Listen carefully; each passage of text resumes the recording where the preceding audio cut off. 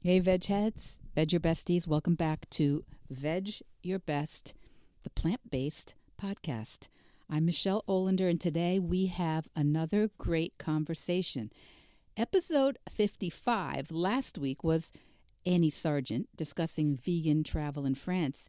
And today, episode 56, our interview is with Kathy A. Davis from VegInspired.com.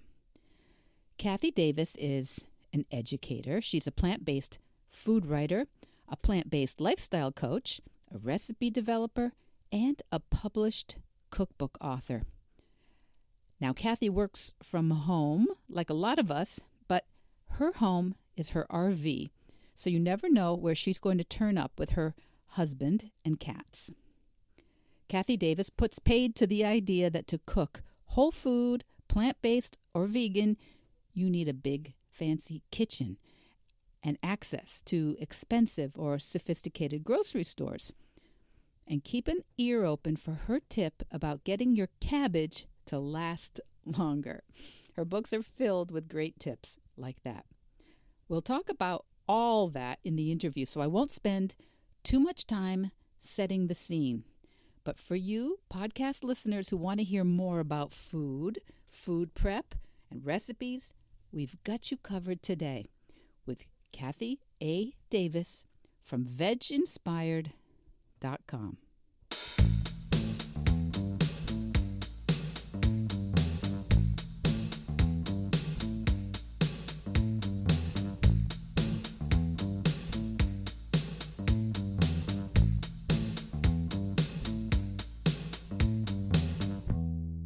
Kathy Davis, welcome to Veg Your Best.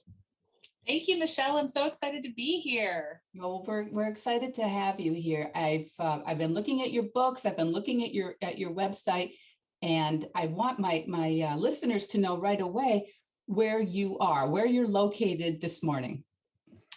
I am actually calling in, interviewing with you from Newport, Tennessee, which is nestled up near the Smoky Mountains of Eastern Tennessee in our RV. And it was a foggy morning this morning. So tell me, where do you have an itinerary, or do you just decide week to week where you're going to be with your Veg Inspired team? Well, normally we're booked out about 6 months, but I have not taken time to get those bookings squared away. So we actually only have one more campground until we don't have a place to stay, which isn't a worry. We've found lots of different options, but we just haven't really picked that next place, that next little nugget of the US that inspires us to, make recipes and write articles and really just fills us with joy. So this is a good example for people who think, well, where I am, it's impossible to be vegan. Yes. You've been going all those places. I have been going to all the places where it would feel impossible to be vegan. We just came back from a large loop out west, and we spent a lot of time exploring the national parks. And due to our cellular requirements, we need to have cell service. We kind of stay in little towns outside of the national parks. And wow, some of the grocery stores are so small. There were some that didn't even have tofu. And I was like, wow. I mean, I'm whole food plant-based anyway, so I don't eat a lot of the processed vegan products. But every now and then I want a field roast burger or a slice of chow cheese or even just a good whole grain bread. And some of the grocery stores really didn't have those options. So navigating veganism and plant-based eating throughout the country has been an experience for us for the last 2.5 years. So you know what you're talking about when people say, what do I do if I'm in that sort of a situation where I am off, maybe not off the grid completely, but off the beaten path, away from the big Whole Foods or the big Walmarts or the big stores.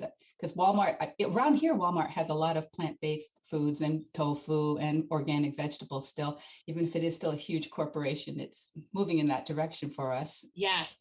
One of the things that I realized is being able to eat those whole plant foods that I'm finding in these grocery stores has actually created a lot a lot more creativity in my life because I need to think about the different ways that I can incorporate potatoes 3 and 4 times in a week. Mm-hmm. So one of the issues that comes up with people, I think people who don't eat plant-based, whole food plant-based, is they think how restrictive it must be. But my guess is you don't find it restrictive. No, but I can relate to the people that feel that way. To back up a little bit, I've been vegan for about 7.5 years. But when the concept or the idea of eating more plants or plant-based was brought to me by my husband, I was extremely resisting. I grew up in a meat and potatoes family. I had my favorites, burgers, buffalo wings, blue cheese dressing. Those were real hangups for me. I mean, I was okay giving up chicken, but what was I going to eat if I went to the restaurant and watched a ball game? I would want wings. What was I going to dip those wings in? And what I found over my 6-month transition of just eating more plants and learning the variety was that I eat way more foods now than I ever ate eating the standard American diet. And it has opened up a whole new world for me. I love beans now. I hated beans before. The texture just threw me off. But learning different ways to cook them and learning different ways to flavor them has really opened up my palate and allowed me that variety. So that's wonderful, because I do think that is, some people have to just kind of trust us that they will really develop a taste. And maybe this is why we want a process of going plant-based and vegan, even though there are some ethical reasons why some of us would say, no, it's now or never, it's all or nothing. Most of us need a little time to adjust, right? Yeah, I would agree with that. And I'm an ethical vegan. I choose not to eat animal products because I'm vegan. I choose not to wear them. I choose not to, when we go to national parks, I'm not lined up at the petting zoos, and they don't really have those at the national parks, but outside the parks, I'm not going to those. I always call them like animal adventure parks that are for profit.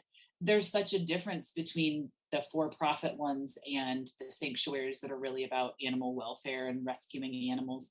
So don't get me wrong, I would support those. But as an ethical vegan, I have really learned that I make more of a difference showing people how easy it is to eat more plants than shaming them for continuing to eat animal products.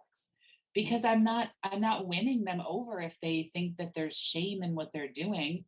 They're just going to be even more resisting. And that was, my transition was about exploring the flavors, about learning how I could eat plant-based in a way that made sense to me. And as you start to realize it's not what you thought it was, it's not as scary. You don't miss burgers because you can find a veggie burger. It may take you 17 burger recipes to find the one that fits. But once you find it, you love it. And then once you find it, you're like, okay, I can give up those animal products. And then for me, I started to watch the documentaries that did highlight the animal agriculture. And that was really where it pulled at my heartstrings. And I was like, I don't want to eat those animals anymore. I want to make this decision. And so I think you're right. We do need a process because for some of us, the resistance is so strong because we don't know what we don't know. And there's so much fear in giving up the foods that you know and going into this unknown territory of, cashew cheeses and broccoli tacos and, the weird things that we think, tofus and tempehs and soy curls and these mysterious vegan products that we use. They're just unknown to people eating the standard American diet a lot of times. I think you're so right. And I think that idea, we don't know what we don't know, is true. It's probably true everywhere. And I think since I've become vegan, I'm much more onto myself that what else don't I see that I didn't see for many, many decades, and I didn't see solutions for because they just seem so, well, that's just too much. That's too far. That's going to be too hard. So I love that. This was your first effort at helping people go plant-based. Were your cookbooks, or did you have another outreach before you started the cookbooks? So I've been writing and blogging on vegginspired.com for about 6.5 years. I really, really loved the creativity of the recipes that we started to make when we first went plant-based. I say we because my husband was very involved in the kitchen. He loved to cook. And early on, he did most of the cooking as I was learning the methods and how to manipulate flavors and, do more than boil an egg, because that's pretty much all I could do when we first got married.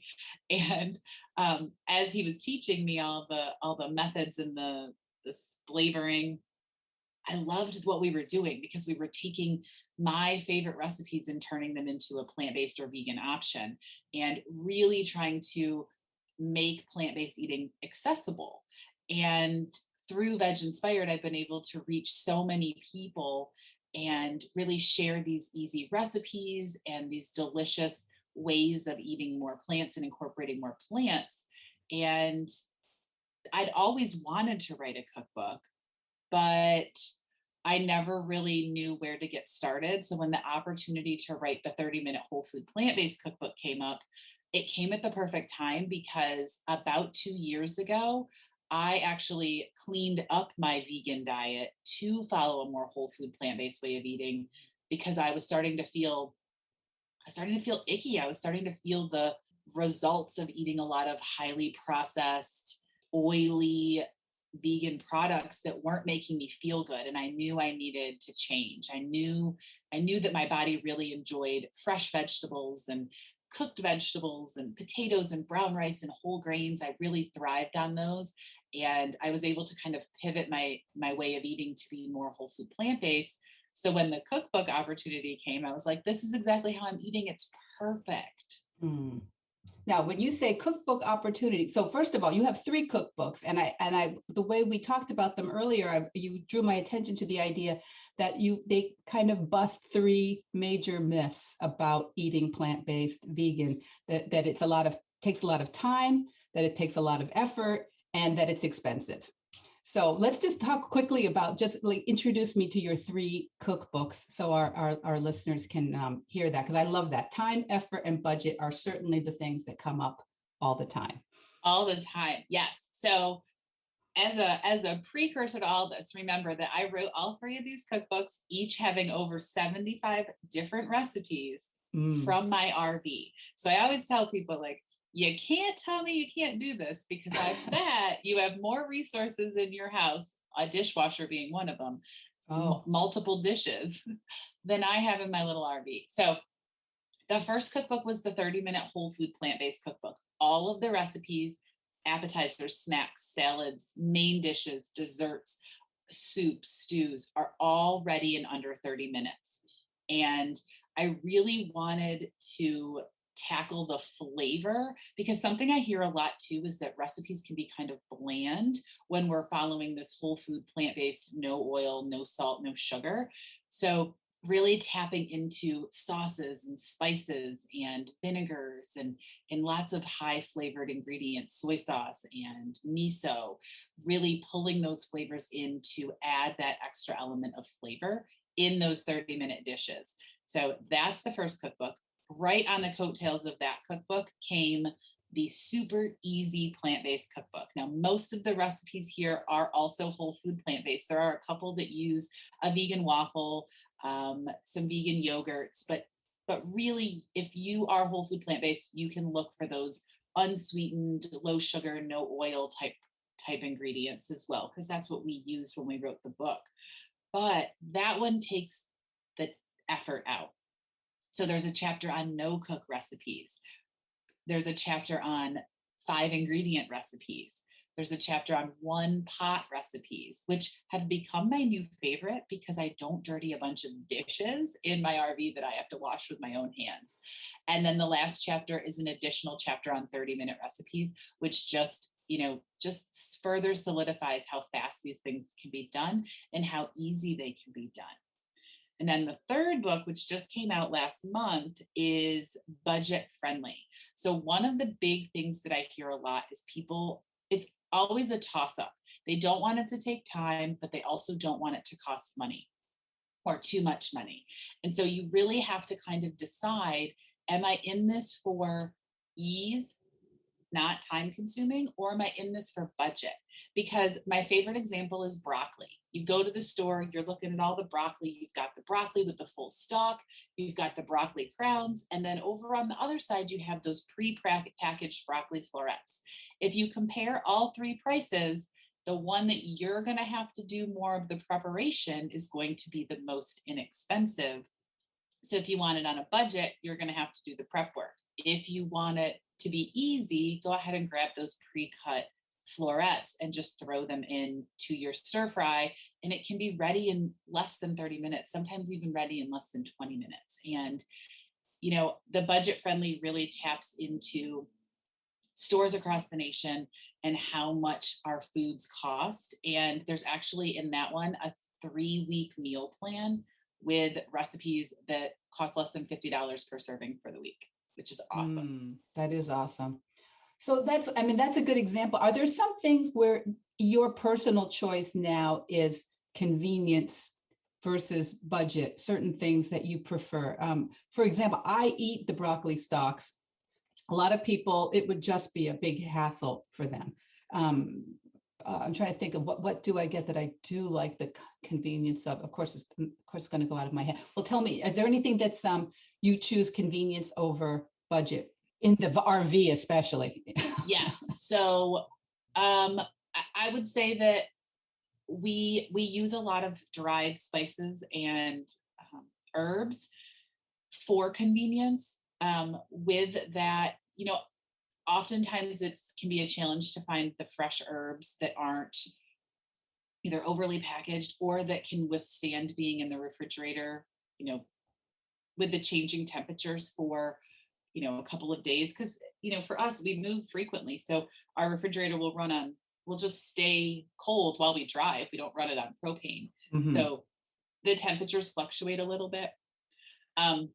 We also eat the broccoli stalks, so we would buy the full broccoli and just prep it ourselves. But we have time for that. I'm trying to think of some other things that we opt. We do not make our own veggie broth, so we do use a veggie concentrate. We like the veggie bouillon, the low sodium one, if we can find it. That's typically one thing that we do pay for out of convenience of it being available. Trying to think of other things that I use. You mentioned the spices. That's one thing we've gone back and forth on in our family. Now we have a big kitchen, but sometimes when we buy these spices and the dried spices in bulk, we end up wasting it because of the decanting and relabeling. And I don't know, sometimes it does seem a little smarter to just buy them in the glass jars. But yeah, well, and something else that I like to do, so I wouldn't say that this is a benefit out of convenience, but I prefer to make my own spice blends. So having, you know, garlic and onion powder and cumin and all of that in the RV to be able to whip up my own taco spice or to whip up my own salt-free blend. I do that a lot. I'm trying to think some things that we do use out of convenience. I would also say are like prepackaged not plastic in a bag salads, but oftentimes we'll do the clam shells of baby spinach. Mm-hmm. But we do love getting our own head of leafy lettuce and washing that over buying it in a package. So I think it just depends on what it is and what we're going to use it for. My husband and I both work from the RV, so we work from home. So our timing is a little bit, we have more time to prepare things, and we both enjoy being in the kitchen. I think sometimes when people don't enjoy being in the kitchen, it's easier for them to grab those convenience foods. So if you want shredded cabbage, go ahead and grab that slaw mix. If you want chopped onions, go ahead and grab it. I know that's probably not the most environmentally friendly option, but again, it goes back to the path of least resistance to get you eating more plants. Totally. I think that's a very smart idea. The idea that if that's going to be the thing that holds you up, on dinner and holds you up on choosing cooking something quickly at home or getting takeout. Or, I mean, we need to be good to ourselves to learn to get comfortable. And I think once you do something a few times, you go, oh, it's easy to chop up cabbage. But is it? Maybe you only need, 4 tablespoons of shredded cabbage for your tacos or something. You don't need an entire head of green cabbage. So I think we become so much more environmentally conscious when we're good to ourselves and we don't shame ourselves and make ourselves wrong all the time. I agree with that. And something that, just popped into my head while you were talking, like if you're standing in the grocery store and you're looking at the prepackaged, I'm going to use onions as an example. The prepackaged onion comes in a little plastic container. You could buy the fresh onion. But if you're going to cook soup with the onion, instead of buying, I don't know, a frozen pizza that still has the plastic wrap. I mean, it really is about how deep does this go? And really making the choice that, as you said, is best for you and what feels good to you. Because I always tell my clients, like, how did that food make you feel when you ate it? Are those fresh soups that are made with the fresh onions and the fresh veggies and, the pasta, does that make you feel better than that frozen pizza or that frozen TV dinner? I mean, that soup can be ready almost as fast as some of the TV dinners because you can, open some cans and dump them in and they're ready in 15 to 20 minutes. If you don't have to cook a whole grain or whatever, you can get quick cooking grains. But I wanted to come back to the cabbage. So here's a tip. Being that we live in an RV, we don't have a lot of space in the refrigerator for cut vegetables. With the cabbage, we actually peel the leaves off and use them leaf by leaf, keeping the head of the cabbage intact. It can last in we use a mesh produce bag so that it can still breathe. It can last for up to a month. Oh, wow. So it really allows you to get that fresh cruciferous vegetable as a salad topper, but not have to cut into it and use like a fourth of the cabbage. And then what are you going to do with the rest? Keeping it intact and just peeling the leaves off keeps it fresh. So peeling the leaves off from the outside and then wrapping them up and then shredding them that way, cutting them into shreds or chiffonade like that? Yes, I was just going to say the chiffonade. I just roll it up and then just thinly slice the leaf. I love that idea. And then you can have it for your taco topping or your salad, and you're not using, like I said, the whole fourth of the cabbage, which dries out the center part of the cabbage, making it boil faster. Yeah, that's wonderful. That's a great, everybody listening, that you just got what you came for right there. Exactly. Go ahead and hit those 5 stars and give it a review for the tips that you're getting. Yeah. So Kathy, you also mentioned just in passing your client. So tell me a little bit about the work you do as a coach. Yes. So I'm a former school teacher. I taught elementary school for 7 years outside of North Carolina, which I stopped doing when we moved to Pennsylvania before we hit the road full time in the RV. But one of the things that I loved about sharing the cookbooks and the recipes was the impact that I could make. And what I found was missing, though, was that one-on-one communication. It was that group atmosphere, that community. And I started taking on clients to help them go from this stuck plant-based person to this plant-based person who's living plant-based lifestyle intuitively, really taking you out of that. I don't even know where to start. I'm obsessed about food. I can't make it through the day without worrying about what I'm going to eat for dinner or worrying about what I'm going to eat, if my boss invites me to dinner, or like this overwhelming stress of plant-based eating. And I really lay down that foundation of how to get from where you are to where you want to be in this intuitive way of life around this vegan plant-based lifestyle. So I work with clients who have multiple goals. They might have a weight loss goal. They might have, taking control of their health. And we look at the plan that suits them. So it might be the Daily Dozen. It might be Dr. McDougall's Starch Solution. It might be Mastering Diabetes. And my role is really holding them accountable and creating that pathway. I always tell people it's like little cobblestone pavers. It's helping them go from paver to paver to get to that path, that plant-based. I would say that they're plant-based rock star dreams. Like what do they want to be? Because the plant-based person I am might be different than the plant-based person they want to be. And so I really help them achieve that goal. That's true. We do all have different goals. And some of us, it's very, very health driven. Some of us, it begins in one area and then evolves to another area. A lot of people do make the first moves for health reasons or for environmental reasons. I find a lot of people don't make the first reasons for ethical reasons. And I think it's very interesting. For me, I've seen that we really can be shut down on the ethical issue. We just can't see the level of it until we slowly move away from it and feel like it's possible. But while we feel it's impossible, it's just impossible to look at. What do you think about that? That's exactly how I was. I mean, I knew where meat and dairy came from, right? Like I knew that it didn't grow on a tree, like an animal had to be killed in order for me to eat it. But it just seemed so far away. It just seemed so, like you said, impossible. And it really was those steps of learning that I could eat pasta with veggies and have the same satisfaction, if not more satisfaction, in how I felt after eating it than pasta with meat sauce. And I think, one of the things that I really work with my clients on it, because I've had to work on it with myself, was really the mindset around reframing what we think our plate needs to look like.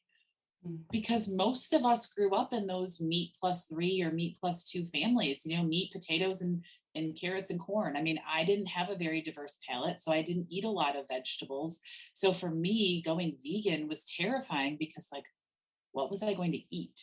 And if it was for the animals, it almost seems impossible, because you're just so used to the way it's always been, that even the people who go plant-based for health reasons, a lot of times they're resistant too, because they're like, but that seems so extreme to stop eating animal products. Like, can't you just put me on a pill? And I'm always like, you could. Is that the best choice for you? How is that going to make you feel? What are the other side effects? Like, what are the side effects of eating a plant-based diet? I've yet to find a negative one other than what we think. And so I think, that reframing and that mindset piece is so important, because a lot of times it's the things, I always say, it's the things we think and the talks we talk that keep us from doing the things we want to do. That's great. I like that. The things we think, the talks we talk, because that's how it's a feedback loop. We have a thought because we've had this thought so many times for years, decades, and then we say it, we repeat it, we share it with other people, they say it back to us, and it just becomes this hum that feels true, that feels 100% true. That's exactly right. And I one thing that I always say is stop using the word can't. You can eat that hot dog at the barbecue. It's a choice. And when we say to somebody, you're at somebody's house and they're walking around with a tray of cupcakes that are not vegan, and they come to you and they're like, oh, you can't eat this, and they kind of pull it away. I always say, you need to stand up for yourself, right? You need to say, you know what, I choose not to. But I brought a plant-based cupcake. So one of the things that I always tell people, and something that really made this way of eating so much easier for me, is I always check in with a host or hostess at a party, at a barbecue. I find out what they're serving, and I bring myself that option. So if there's going to be cake, I'm bringing my own cake. If there's going to be hot dogs, I'm bringing carrot dogs. If there's going to be burgers, I'm bringing a burger. If they're doing pasta, I'm bringing some kind of pasta dish. Because one of the things that I found is that when we feel deprived, like we can't have something, like we don't get to participate the way everybody else is, that creates this like resistance within us. And I never wanted that. I wanted to be able to eat the cupcakes when everybody else was eating the cake. If I go to a wedding, I'm like, what dessert am I going to stuff in my purse that I can bring with me? Right. Because these negative interactions and these feelings of being marginalized somehow from our family and our friends, and the fun and food is always about celebration or togetherness. I mean, the idea of not being part of it can be really daunting for a lot of us in the beginning. Sometimes later on, I have a client, a former client who is wonderful, a very strong ethical vegan. And when she would bring her own food to the family Thanksgiving, they would put it all aside. And she was so hurt by that. I was like, well, maybe they just don't want it to get mixed up so you lose it. And she goes, no, no, no.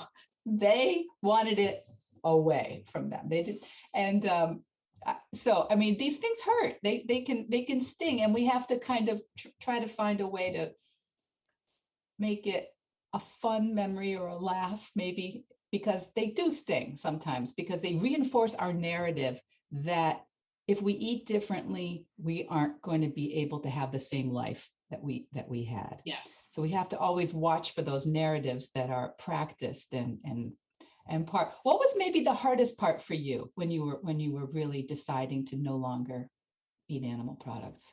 Was there a particular scenario for you that was difficult? I think for me, it was tradition.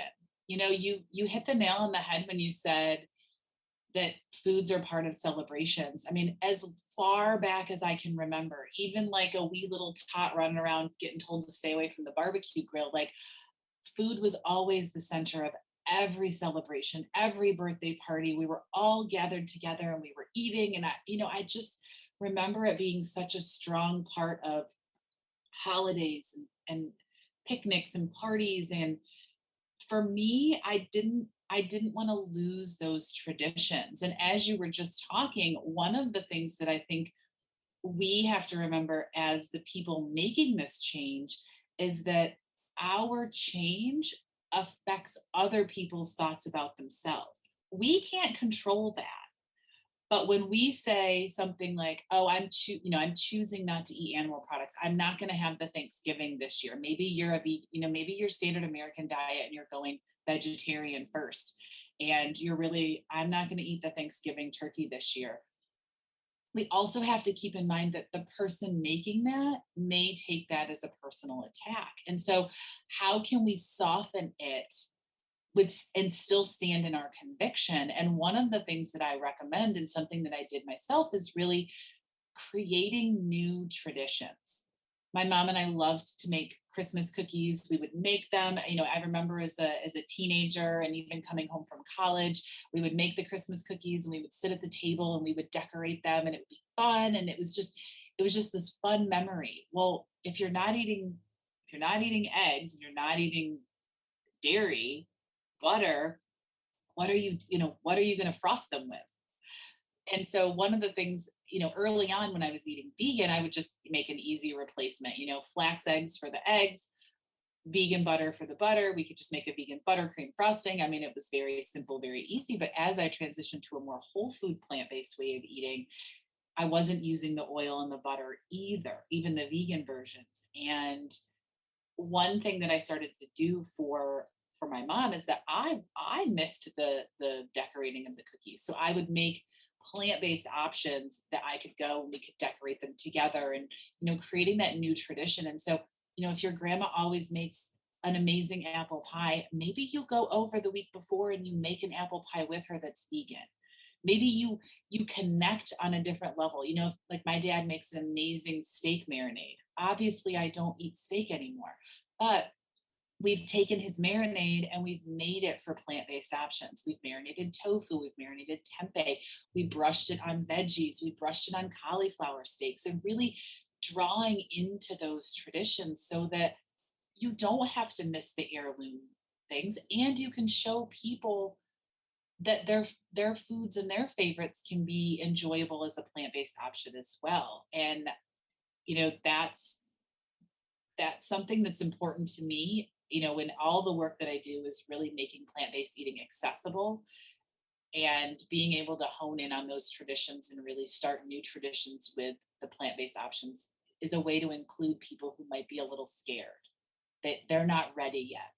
I think that's really beautiful, Kathy. The idea with Veg Inspired is such a beautiful name too, because we are hoping maybe to inspire people to try on some different things that may feel a little uncomfortable or a little awkward at first. But this idea of we can sometimes feel unsupported by other people when we move in this direction, but we ought to just keep in mind the concept that our loved ones may also feel unsupported, that we may be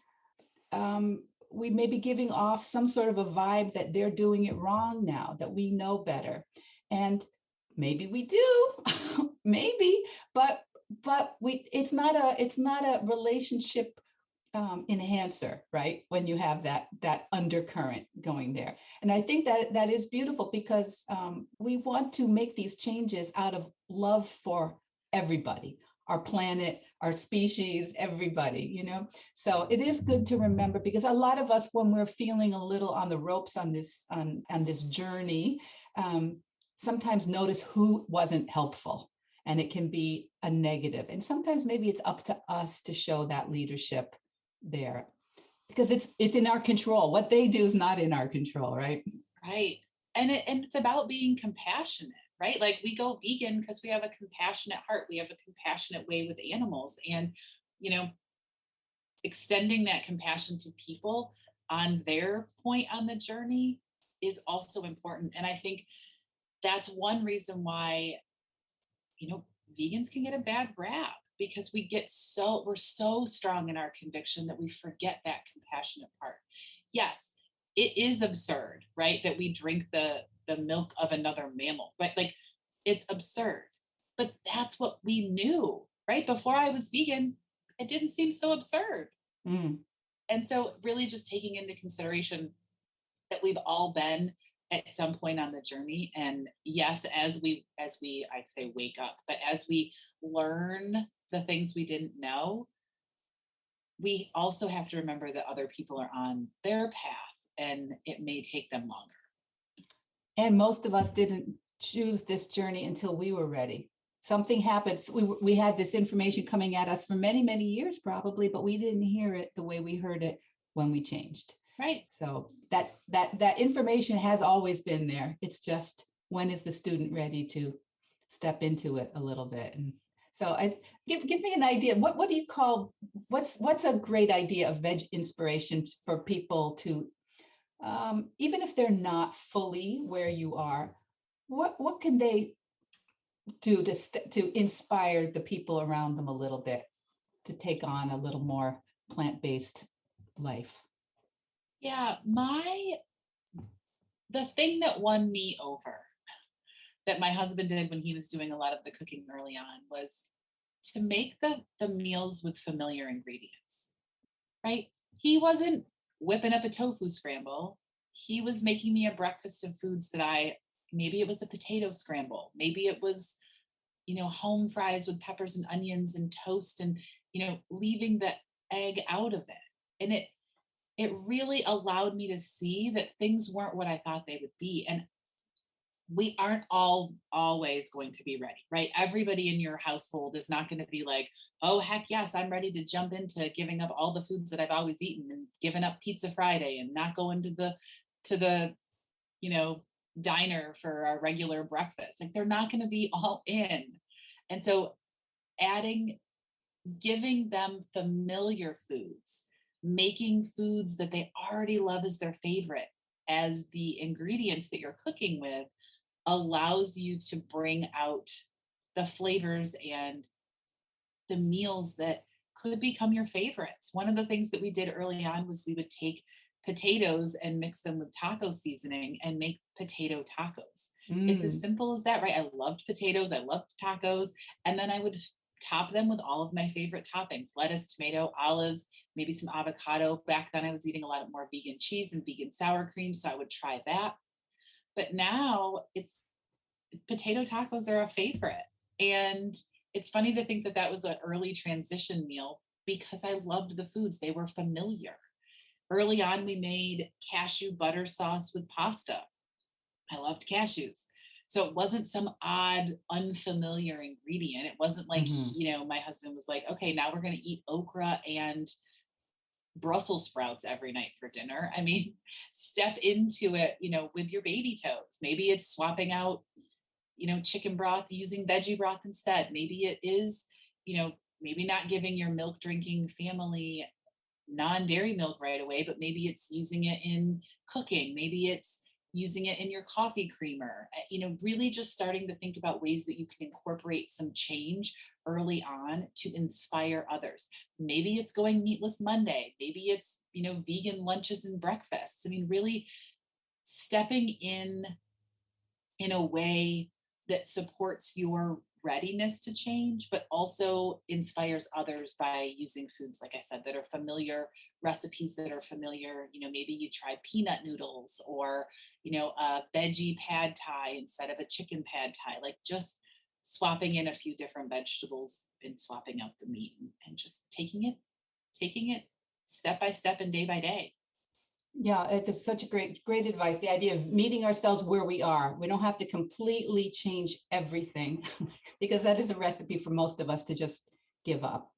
And that's when it's too expensive, too hard, and takes too much trouble. Right. Yeah. Yeah. It's when we get so excited that we dump all the stuff in our pantry and we buy all this vegan food, and then we taste the cheese and we're like, oh, this doesn't taste good. I'm going to order a Domino's pizza or whatever. And you now have an entire fridge full of vegan food. And I'm like, those weren't familiar foods to you. You go from one end to the other. Yeah, those weren't familiar foods. Focus on incorporating more familiar foods. Maybe you add an extra vegetable to all your meals and crowd out your plate of the animal products and start slow. I always tell people, like, the Miyoko's butter and the Red Earth Balance are like the two vegan butters that I recommend. And that's an easy swap. And most people don't even know, because the red one is soy free. So it doesn't have that slightly soy aftertaste, which I noticed early on. I don't notice it anymore, but when I was first transitioning, I didn't like the Earth Balance that had soy. I don't use a lot, like I said, I don't use a lot of the vegan butters now just because I'm more whole food plant-based, but that's an easy swap. Try the Miyoko's butter, try the Red Earth Balance, and really see if your family even notices. I mean, if you're putting it on bread or on your vegetables, they probably won't even notice. Right. No, for sure. And this is something that your website, vegginspired.com, and your books all have lots of great tips, like the cabbage tip and like the like the certain brands that you recommend that you've had great success with and know that people like. So what's the best way for people, you think, to get to know you? Through vegginspired.com? Would you say that's the best way? That's a great way to get to know me. I'm really active on Instagram at Vedge Inspired, so people can definitely connect with me there. And then I also have a Facebook group, so I really thrive in community. So I actually moderate the group myself, so they can connect with me there. It's just vegginspired.com/foodies, and it really allows us to just have, continue conversations that we've had today, provide that support. And I do share some sneak peek recipes from some of the cookbooks in there, as well as I go live and do cooking demos and trainings each week to help support people on their journey. That's great. So that's a good way. And I will have those links in the podcast show notes. And I wanted to ask, one of the questions I asked before I interviewed you, I asked people some questions that they might like to know. A lot of people interested in how you went about writing your cookbook. Did you have a certain format or an inspiration or a process? Yes. So one of the ways that I really, dig into recipes is I think about the flavors and the cuisines that I enjoy. So I'm very much inspired by restaurants that we go by or locations. And you'll see in the one cookbook, it's like there's a lot of tacos. We were in Texas when we wrote that book. I say we, but I was in Texas. We were in Texas when I wrote the book, and I'm always testing recipes and trying new things. And I'm just inspired by the areas around me. One of the cool things about these cookbooks is that they were publisher driven. So I was given kind of an outline to address some of the needs and really being able to tap into my creativity in the recipes and looking at things that I would have wanted to eat, right? Like breakfast is one of the questions I get all the time. And so, I have those simple smoothie recipes, but then we get into oats and we get into like that country gravy kind of sauce type of recipe and the tofu scramble, and really making the books that kitchen staple that you can go to regardless of, what you're looking for, because there's such a variety and a diversity in the recipes. And the other thing was, what inspired your RV life? Yes, everybody always wants to know that. So my husband and I both grew up in Western New York, but we went to college, met in college, and then we actually went and lived about 10 hours away. So we've never really lived as adults near our family. Mm-hmm. And all of our vacations from work, from holidays, were always spent driving home and spending time with our family. So we didn't really get out and travel much. And we went on a vacation for a long weekend and kind of caught the travel bug and thought, how can we see the country on this limited PTO time that we have? And somehow we heard, kind of evolved from, taking weekend trips to really moving into an RV and just traveling full time. And our goal now is to hit all the states, I always say the continental, but we'd like to get to Alaska too. Oh, you do? Yes, okay. we do want to get to Alaska. And then of course I want to get to Hawaii. Maybe we'll rent an RV in Hawaii or something, just to say that we RV'd over there or stayed in the campground. And then we're also tracking all of the U.S. national parks right now. So we've been to, I think we're up to 18 national parks, everything from the Dry Tortugas, which we had to take a boat to outside of Key West, all the way to Glacier National Park, which was the big culminating trip this past summer.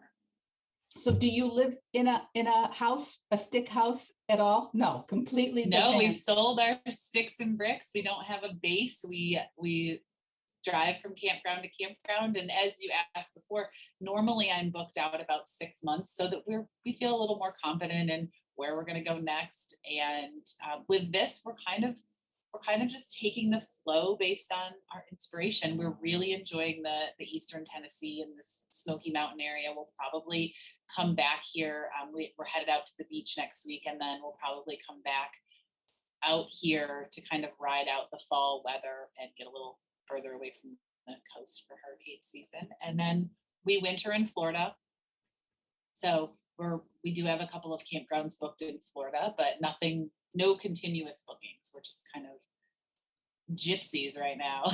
That's so exciting. That's beautiful. I think we all have a secret dream. Most of us will never do that, but we all have a secret dream to live like gypsies that way. That's wonderful. Yes. So vegginspired.com, there's the Instagram options, the books. Let's just read off the titles of your books quickly before we wrap up today. Absolutely. So we have the 30-minute whole food plant-based cookbook. We have the super easy plant-based cookbook. And then we have the budget-friendly diet plant-based cookbook. Budget-friendly plant-based diet cookbook. That's all by Kathy Davis. The best way to find them through your website or through Amazon? What's the best way? There are links on vedginspired.com for them. You can find them all on Amazon. Some people I know don't love to shop Amazon. So what I always say is grab the ISBN number, and any local bookstore can order it for you. It may take a little bit longer, but you can order it through those small bookstores if you'd like to shop local. That's great. I think that's really nice advice. Really nice advice. Kathy, thank you so much for bringing your particular viewpoint to us, and your peripatetic viewpoint all over the and really, if you in your lifestyle can have a plant-based, whole food, plant-based, vegan lifestyle, I think most of us can do a little better, maybe. That's great. Yeah, that's super great. Thank you for joining us. Thank you, Michele. So, what did you think about Kathy Davis from VegInspired.com? First of all, Kathy's a really great communicator, a great speaker, don't you think? And you can see that Kathy has learned a lot from her coaching clients. She's learned what the typical excuses are that we all have when it comes to cooking more plant-based vegan meals, right? Too hard, takes too much time, and too expensive. So, what did Kathy do? She wrote the book, 3 books to be specific: Super Easy Plant-Based Cookbook, the 30-minute Whole Food Plant-Based Cookbook, and the Budget-Friendly Plant-Based Diet Cookbook. Kids, if you are thinking about a business, think about solving your prospective clients' problems or excuses that clearly, the way Kathy did. And if Kathy can write, develop, and test those recipes in her RV, I think most of us can follow these recipes pretty easily in our homes. So I'll have links in the show notes for Kathy Davis at vegginspired.com and to all her cookbooks, her plant-based lifestyle coaching, and the website to follow her on her RV travels. And keep an eye open on the Veg Your Best Instagram page to win one of her cookbooks. Veg Your Best podcast production, music, and editing by Charlie Weinshank. Thanks, Charlie. Before you go, it would mean so much to me and the Veg Your Best team if you would hit subscribe, leave us a 5-star review, or share with someone you think might be interested. Something about algorithms, it helps bump us up a little in the rankings, and that's the best way to help others find the podcast and for us to find our audience. So, until next week, make it easy and veg your best.